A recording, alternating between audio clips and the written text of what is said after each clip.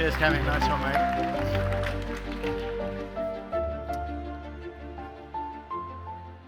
All right, ladies and gentlemen, thank you very much for coming along this evening. My name's Leo Houlding. I'm a climber and explorer of steep terrain.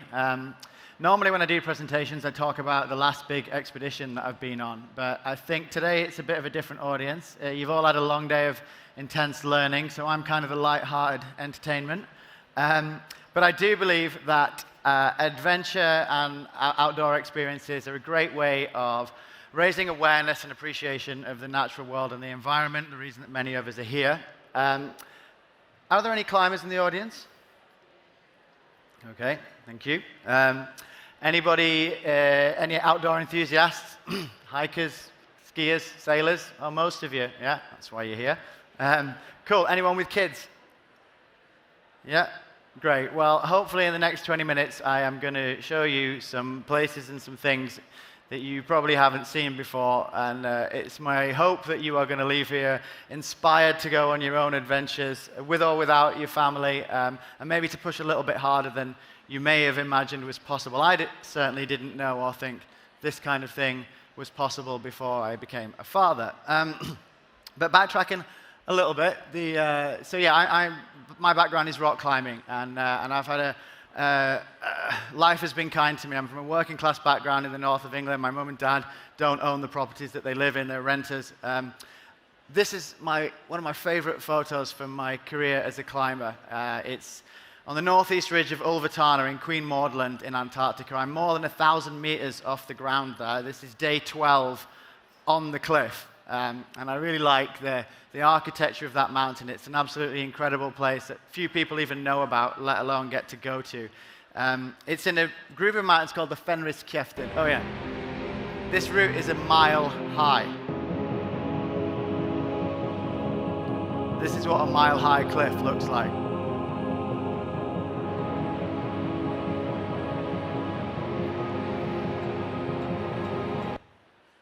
It's massive. You can't comprehend how big it is. The Shard in London is 300 meters. That face is 1,200 meters. So just the vertical height is 4 times the height of the Shard. And then when you take into the horizontal terrain, that ridge is more than a mile high. And it's a huge challenge to climb something like that, especially in Antarctica, which is obviously quite a hostile environment.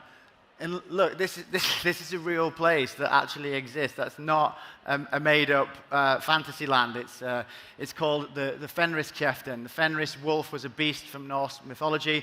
Ulvatana, the big pointy one, is the wolf's fang. And as you can see, it's otherworldly. Very few people even know this place exists. And I first heard about it when I was a teenager. And I thought, one day I want to go there and I want to climb that mountain. In 2012, I got that opportunity. The mountain had been climbed 3 times via other aspects, but that huge shadow on the, haven't got a pointer, the left-hand side of the mountain is the Northeast Ridge, one of the most incredible pieces of mountain architecture anywhere in the world. I guarantee you if this mountain was in the Alps, it would be the most famous mountain in the Alps. The Matterhorn's probably the most famous because of that iconic shape. Ulvatana is a similar thing.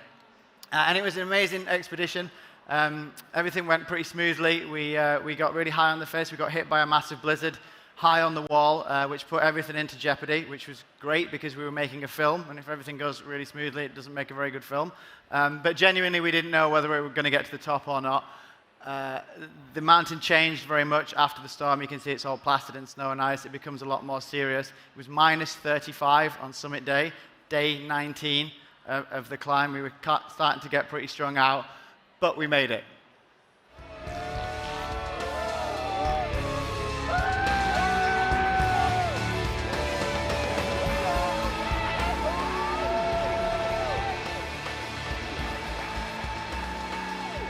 We made it!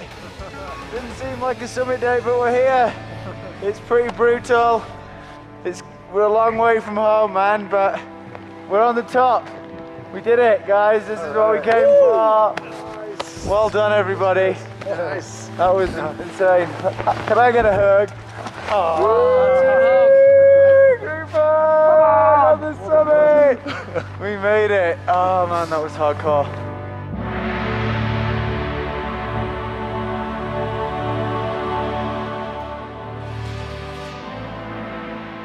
on adventure the biggest yet? It's got to be, hasn't We've it? had a few summits, haven't we? But this is, it definitely takes the biscuit. Yeah, epic. Definitely. And guess what? I'm going to be a dad. Oh my God. Jess is How's that? pregnant. It's official. Oh my God, summer baby. Eek. Ah! The next adventure. So as you can see, it was on my mind. I chose to discuss it on the top of Ulvatana with Jason, one of my best mates, because as Keme said, obviously when you become a father, it very much changes everybody's life, particularly those of an extreme adventurer. My wife was pregnant at the time, and 6 months later, my first child, Freya, was born, and then 3 years after that, my little boy, Jackson, came along. By the way, this is a thing that babies can do.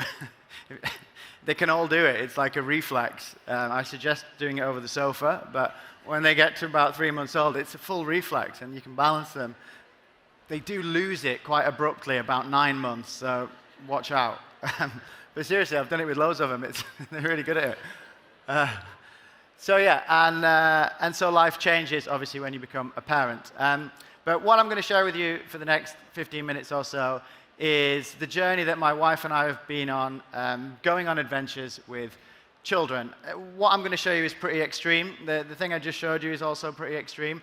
I wouldn't recommend you take your own children on adventures like this unless you're a very competent climber. But hopefully, you know, it might show you. I had no idea that kids were as capable as they are. So, family adventures. Introducing the kids to increasingly more ambitious trips. And like anything, you don't go from A to Z. You start small, you start local, and you build up, and you learn from the process. So the first sort of big adventure we went on as a family was the highest mountain in Slovenia, which is called Triglav. Amazing place, amazingly pristine nature, and it's a relatively accessible summit in that you don't need the skills of a rock climber to get to the top. It's really, really beautiful place, the Triglav National Park. I strongly recommend you all to visit it. It's really impressive how well Slovenia has maintained nature and access to nature. So there's a well-maintained infrastructure of huts and footpaths. It takes you a day or two to get up above the tree line to the base of the summit pyramid, where there's an ice hut, and then to the top, it's a via ferrata, the Italian ways of steel. That means you need a harness and you need tethers to clip you to the in-situ cables. There'll be little steps and ladders at any difficult sections, so it's a mildly technical adventure. You don't need ropes or complex training to do it. So we did that when Freya was 5 and Jackson was 18 months old. And we did it by a route called the Seven Lakes, which is one of the longer ways up the mountain because we wanted to spend some time up in this beautiful, pristine environment. The only catch with these kids' adventures is, look at my bag. That's a solid 30 kilos of equipment and food and camping gear for the family. On about the third day of the trip, we encountered a big lightning storm. Thankfully, we were already at one of the huts. It's not uncommon to get afternoon lightning storms in the mountains. And kids kind of reflect your own emotions. So if you are terrified and think the world's going to end, then they get scared. If you're excited and, look at that, and right as I pressed the shutter, a big clap of thunder went off. So you can see Jackson and Freya extremely excited by the exposure to nature. If anyone's ever been in a storm in the mountains, there's no more powerful experience to make you know your place in the world. It really is a powerful experience. Obviously, you need certain things to be in place. You need shelter, you need warmth, but we had it, so there you go. So yeah, I have to carry everything because my wife was carrying Jackson at the time. He was 18 months old. What we found, big tip for adventures in wild places with kids, don't bring a pram. The big carriers are also useless. What you need is one of these. It's called an Ergo Baby. There's a few of the brands that make them now. And it's one of the sling-type characters, which keeps the child really close to you. When they're really tiny, you put them on the front. When they get a bit bigger, you put them on the back. But note, he's wearing his little harness inside the carrier, and then he's got slings over Mum's shoulders to her harness, so that these things aren't really designed for alpine climbing. So if it fails, there's a backup. But those carriers are brilliant. The child is close to you. They stay warm. You can put your jacket over the whole top. They're comfortable because they're close to you, and it manages the load really well. And actually, children are quite easy loads to carry because the legs kind of come around you. And it's amazing what Jess has done, as you're about to see, with a small child on her back. So what we've also found with the kids is that children don't really like walking uphill. It's like tiring and it's boring. To be honest, I don't really like walking uphill, and I'm a professional mountaineer.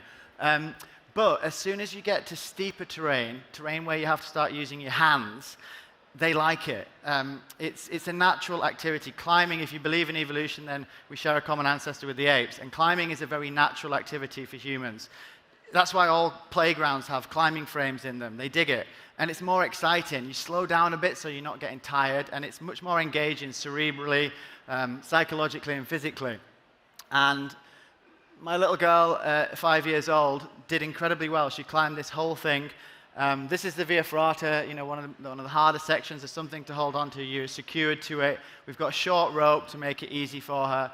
And she really loved it. And to my surprise, this was the only time I carried her on the whole trip, and that was on the summit for 1 minute, just so she could be the highest person of everyone. And it is a semi-technical peak, and she came all the way down by herself. That day, she was on the go for a solid 7-8 hours without, we stop, you have to fuel up, you have to hydrate, but it's amazing how far kids can go when you give them the opportunity. So that went really well. And we thought, okay, next summer, let's try something a little bit more ambitious. And this is the North Ridge of the Piz in Switzerland on the border with Italy. And it's one of the most amazing, easier climbs in the Alps. The north face, the left-hand side of the Piz is one of the 6 great north faces of the Alps. And the ridge there, the line between shadow and dark, if it was a short climb, if it was the height of this room, it would be a beginner's standard. It would get the British grade of about hard severe. But it's not the size of this room. It's 1,000 meters tall. That's 3 times the Eiffel Tower, the same height as the Shard in London. It's really massive. And there's a long approach to get to the bottom of it. So we set off with the same system. This was actually 2 years later. So Freya is 7 and Jackson is 3. And another thing we've learned is that kids love camping. They really do. It's a really great activity to do with children. Camping in the garden is really fun with kids. To be honest, you don't really need to be at the end of the earth. They love it just as much when you're in the garden or in the local park or local woods. It's like a den, right? And you get to do the whole cooking on a fire thing, as was being superbly demonstrated here earlier. It's a very engaging and nice thing to do as a family, and there's not many barriers to entry to do it. My little boy absolutely loves being in the tent. But the giveaway here is the tether that he's wearing, because we are camping on this incredible pedestal with a 2,000-foot drop on the north side, right underneath that very imposing and impressive north ridge of the Piz Badil.